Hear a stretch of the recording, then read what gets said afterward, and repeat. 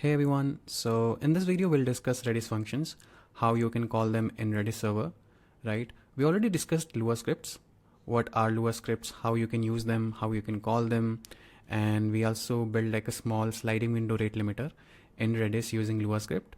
So in this video we'll see what Redis functions are, why do we need them actually. So there are some differences between Redis functions and Lua script. Both of them are internally same, but there are some differences between both of them, and Redis functions are very good on top of Lua scripts, right? So there are some differences. I have like a small canvas diagram over here as well, using which I can like give you a high level overview. So in Lua scripts you have eval and eval sha commands, right? And using eval you can pass your whole Lua script to like Redis server and execute it, right? But the thing is, every time you want to execute your Lua script, you have to pass it to the server as a whole, right? Using eval or eval sha command, right? So the point is, whenever you are sending your whole script to Redis server, every time there is network bandwidth involved and there is compilation which is involved. So these are consuming your CPU and time, right? Which is not good. And there was some other alternative as well which we discussed, like you can basically cache your script using script load command, and using eval sha command you can execute that particular cache. But the point is that cache is volatile, which is also written over here, that cache is volatile, and every time your server starts or you have a failover or something, your whole cache just vanishes. And again, whenever you want to execute your Lua script, you will have to again like basically cache or make a hashable digest of that script, and then you will be able to call it. So these are some of the differences, and this problem is not in Redis functions, right? In Redis functions, like all of your Lua script is persisted in Redis server, and whenever you want to call that, you just call it by name, right? I can also give you one example. You can understand it with SQL as well. Let's say you want to execute some scripts in your SQL database, and your application, it would be sending some SQL commands to your database, to get some data or to maybe update some data, right? So in this case, basically what you're doing is you're trying to send SQL commands over network to your database server, right? But there's another alternative as well. Like what if you already have all set of SQL commands that you want to send already persisted in your database using stored procedures. So you can directly call stored procedures by the name from your application. So it's just an example to explain, Redis functions and Lua scripts in terms of SQL language as well. So yeah, it's similar. Lua scripts, you are trying to send like all of your script directly to Redis server, and then you're executing it over network bandwidth. But in case of Redis functions, you can just directly call your script by name, and Redis functions are persisted in Redis server. So yeah, that's cool. And this is one example how you can create Redis function, how you can register them. So whenever you want to create functions, you do it inside a Lua script, right? So this is a Lua script. Okay, so this is Lua script syntax. You are declaring a function, right? You're giving the name of your function, and then whatever you want to write inside this function, you can write it. And then in the end, make sure that you are registering that function using redis.register function, right?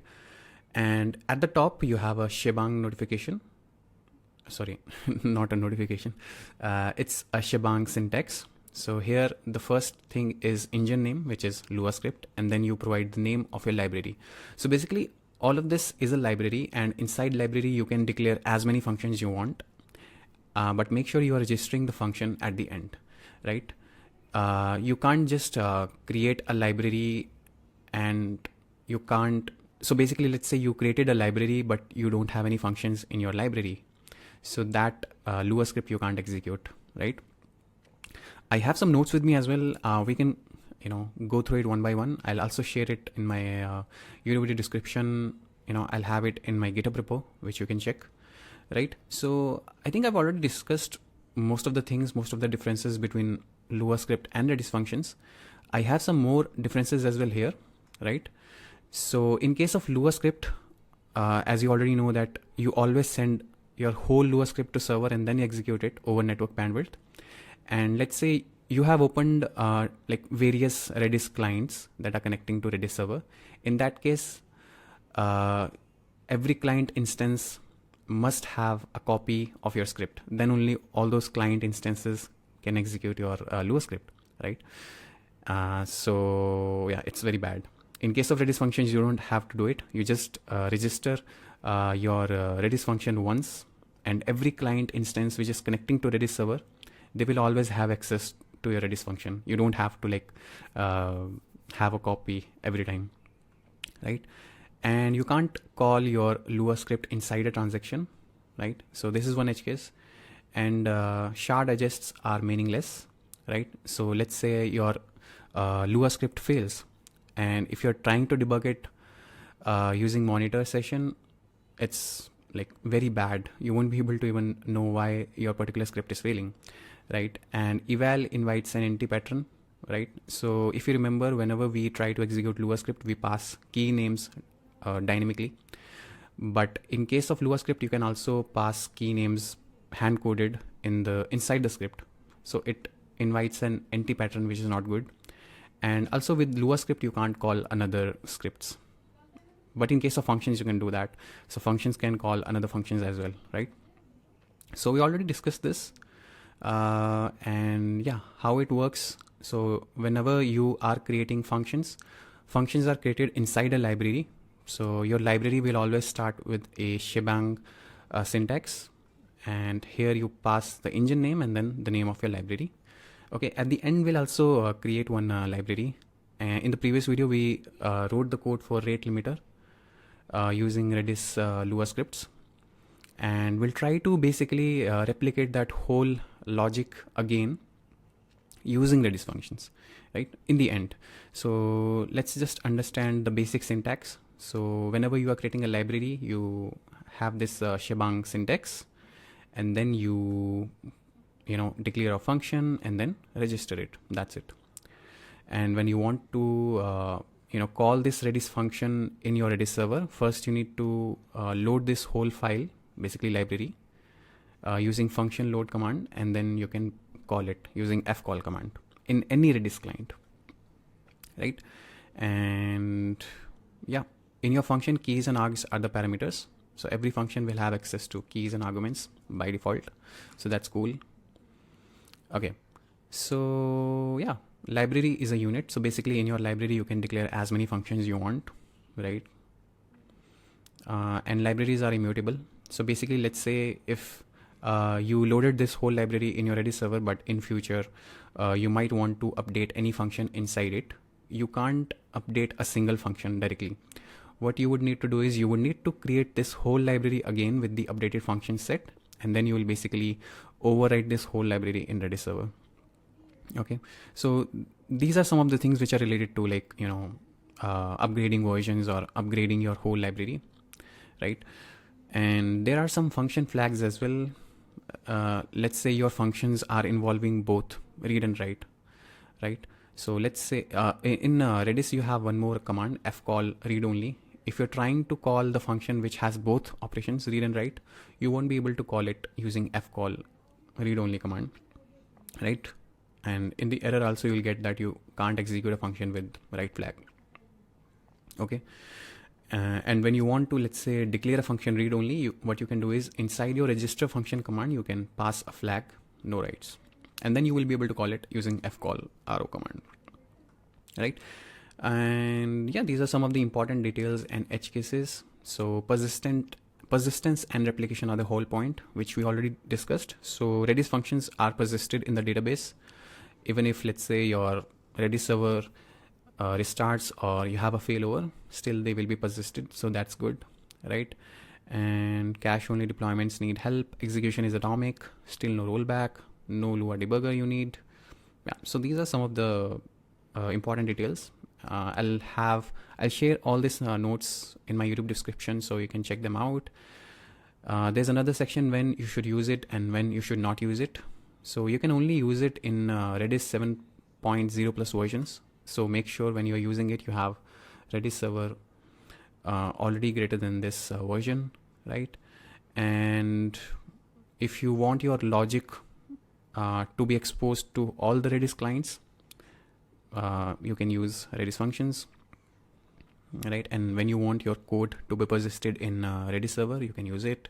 When you want shared helpers, basically one function is able to call another function. When you want that kind of functionality, you can use it, right? And when you can't use it, if you have Redis version less than 7.0, you can't use it. If you already have a one-off script which you can already use, you should not use it. And when you already have a atomic command which does the job that you are trying to do, you should not use it, right? And if you have a very long running logic, don't try to use it. Okay. And yeah, there are some common misunderstanding that you must be thinking that functions are replacing Lua script. No, it's not. Functions are faster than script. No, it's using the same engine, same Lua script internally. So no. Functions run in the background. No. It's similar to Lua script. It will block the whole server because it's running in a single thread. So no. Redis loads my library into every cluster node. No. Replication. We haven't discussed replication yet. We'll be discussing it in future videos, but yeah. I can update just one function in a library, which we already discussed. You can't update a single function in a library. You would have to replace your whole library. Functions can roll back? No, because they are similar to Lua script, so no. You still don't have rollback features, right? So this is a production example of how you can create a rate limiter using Redis functions.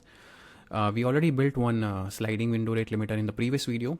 What I'll do is I'll just replace that whole rate limiter which I created in my previous video to use Redis function. So I'll open my cursor, right? And here in previous video, if you remember, if you haven't watched it, you can watch it again, right? So in the previous video, we created this rate limiter. So in this video, what I'll try to do is I'll convert this whole rate limiter logic to Redis function. So what you can do is let's create a new file. Here I'll write name rate limiter library .lua, right? And here you need to give shebang syntax, your name of the engine, and then the name of your library. So in our case, you can give any name to your library.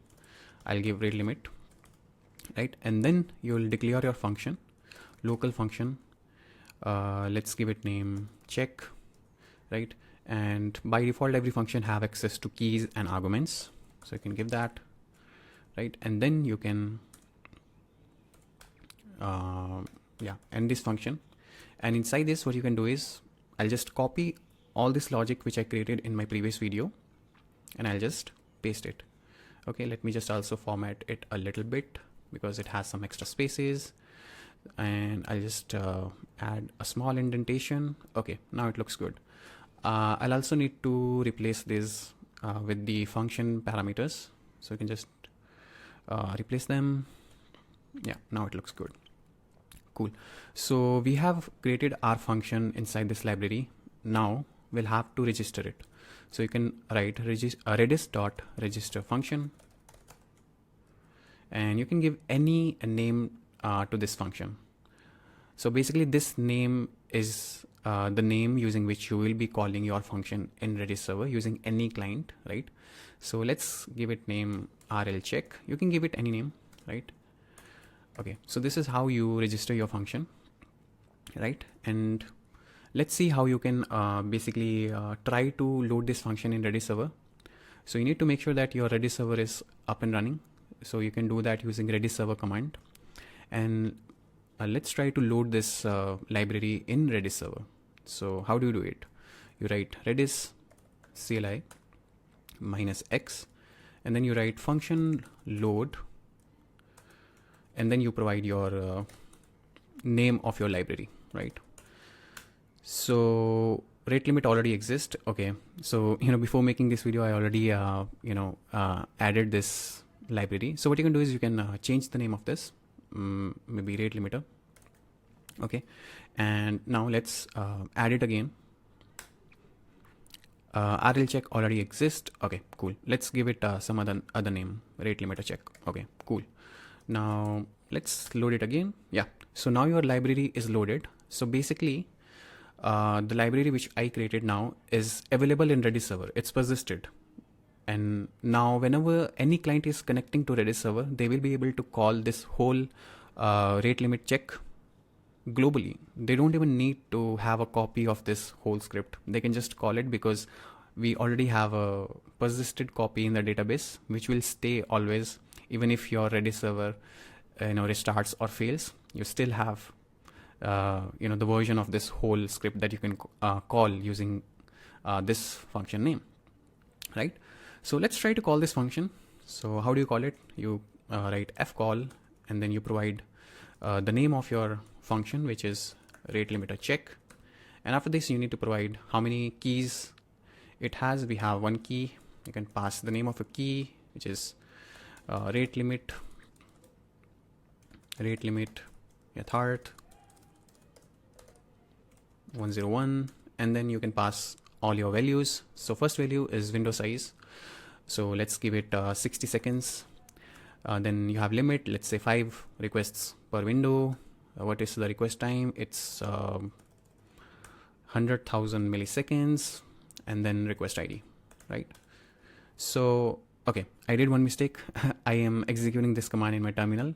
So you need to first enter inside Redis terminal, right? And then you can call this. So I'll just copy this and I'll just run it. So as you can see, it executed successfully. Let's try to have one more request, and it goes after, let's say, 10 seconds.